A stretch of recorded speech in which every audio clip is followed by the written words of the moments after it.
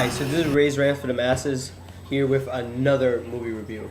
Now, obviously, you can tell by the Decepticon shirt and the name that I'm reviewing Transformers Rise of the Fallen.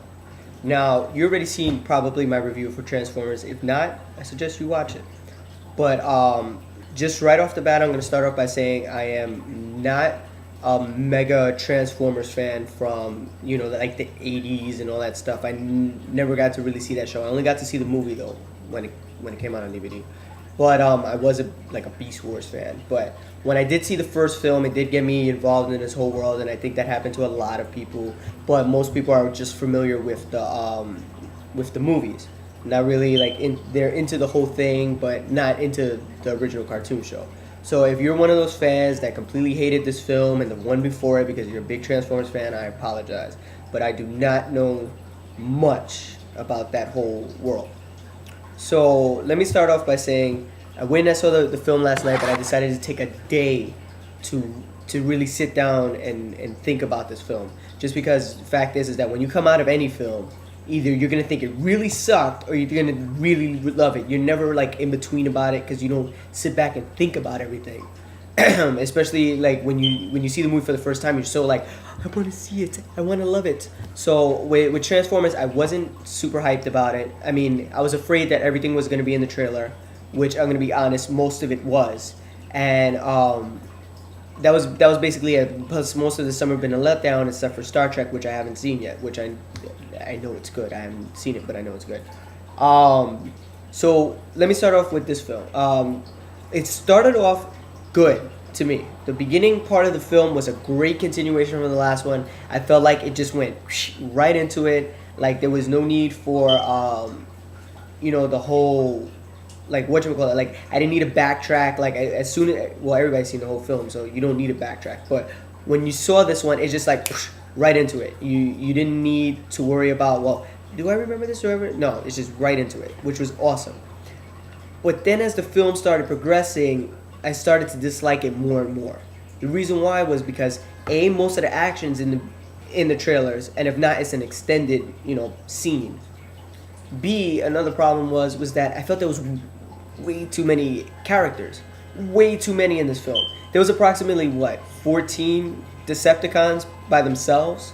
Maybe I'm wrong, maybe I'm not. And then there was an additional 5 extra Autobots added on to the original cast, which was 4. So come on, do we need this many characters? I understand that this came from a world where there was so many characters in it, but they were to the point where what this film did was ended up pushing characters aside. I mean, characters who were main in the last film have become even smaller than characters in the new characters in this film.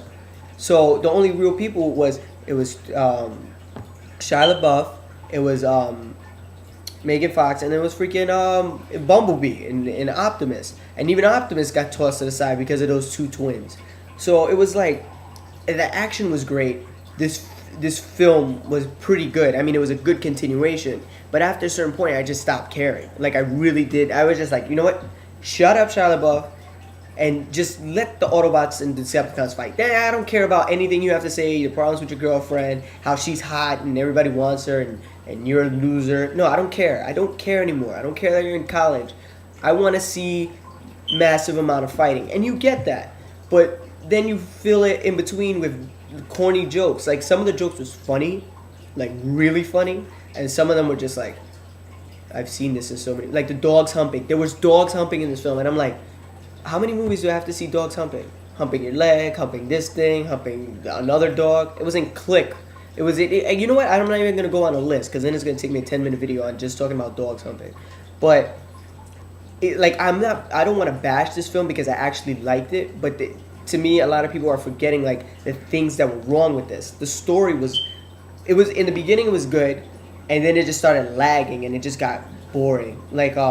Not to ruin any spoilers, but to kill the Fallen, you need somebody that was a Prime descendant. I was okay, why couldn't you just say, oh, well, Prime can kill the Fallen? Why does it have to be only a Prime? It doesn't.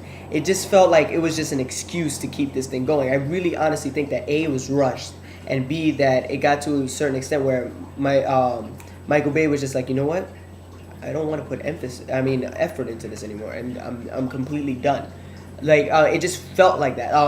Another thing I hated was the twins. I mean, they were funny and everything, but come on, can you use any more than a ghetto stereotype for these two characters to relate to the younger generation? Like, come on, Transformers. If you're gonna do a movie about a show, any show for that matter, or any comic book, or you have to appeal to every level of fan.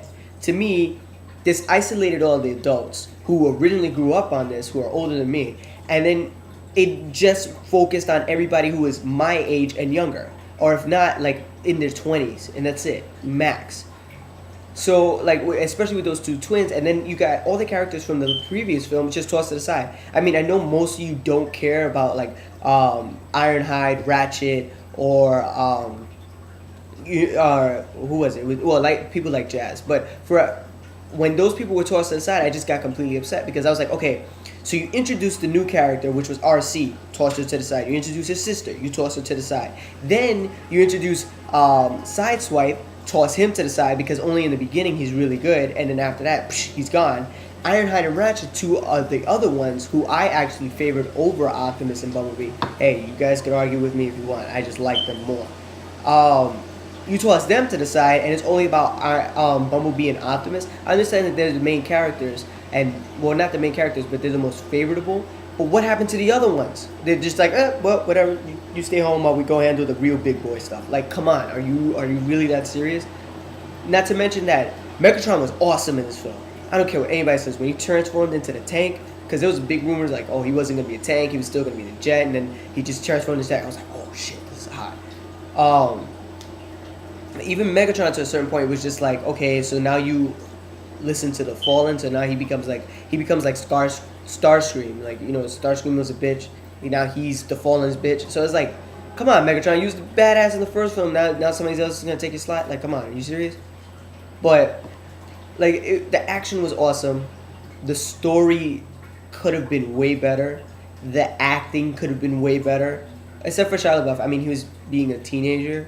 So, well, not a teenager, like a college student. So he was just like, it's like, whatever. What more can you do with this? But, and then Megan Fox, I was just like, oh, you're just in here for eye candy. I mean, not only are the robots eye candy, but guess what? You got to add more eye candy to make it real. I mean, I love Megan Fox. She's freaking hot. Who doesn't think she's hot? Besides straight girls. But whatever. That's besides the point. I just felt that Michael Bay could have done this way better. I mean, it is a good sequel. It does deliver when it comes down to the action. But I would say that everything else was just not good at all. The acting, the reoccurring and too many characters, lack of character development. Except for, like, well, the only people that had character development was the only two humans. Everybody else was just like, whatever. Like, even Tyrese, what was he doing in this movie? I understand he was in the first one, but get him out. Like, seriously, like, if you would have just had him in the beginning and never showed him again, I would have been completely fine. But every 5 minutes, well, not every 5 minutes, every once in the blue, he just pops up, hey, Tyrese, why are you here? Even the other army guy, I don't even know his name. I didn't care for them. I didn't care for them in the first one. I don't care for them this time. You put them in there, but you don't put Ironhide and Ratchet? Like, come on, are you serious? They get 5 minutes in, and then the rest of the film, I didn't even see him again. So it just felt like this film could have been done way better, and if not, into a two-parter, and I think it would have been more justified instead of introducing so many characters in one film, and then having it, sorry, my phone, going on and on and on and on, and then it just felt like a run-on, like, and then people were saying, oh, well, this is an action film, it's a summer blockbuster, you can't expect much story from it. Not to compare, but look at Iron Man, look at Hulk, and look at The Dark Knight. Look at Watchmen. It's not a summer film, but it has story, it has substance, it has something that can withstand my attention for longer than 5 minutes. This film kept me going, okay, I don't give a shit, ooh, action, this is beautiful. And then after that, gone. It's a movie you leave as a screensaver on when you have nothing better to put on your Blu-ray player. Like, that's basically what it's become. And I feel like if they do another one, Michael Bay has to seriously take time off and then come back to this, because it's just way too much. So I'm just gonna end. I'm sorry if I went on this rant and this tangent.